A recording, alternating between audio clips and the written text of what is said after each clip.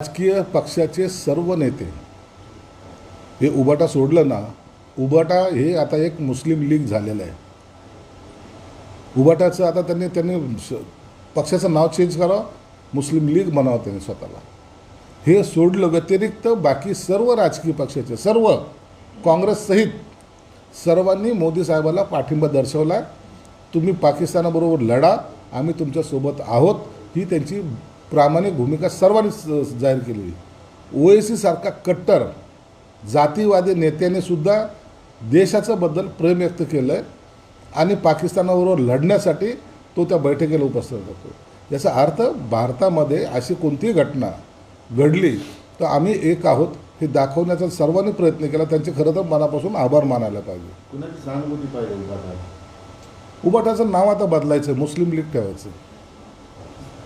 माजी मंत्री छगन भुजबळांची आणि अजित पवारांची मगावली नाराजी आता दूर झाली. कालचा संवाद कालच्या कार्यक्रमात दिसून येतो, कारण ते दोघंही एका कार्यक्रमात होते. भुजबळ किंवा शरद पवार यांच्यामध्ये मतभेद असतील राजकीय, पण याचा अर्थ त्यांचे संबंध खराब झाले असं नाही.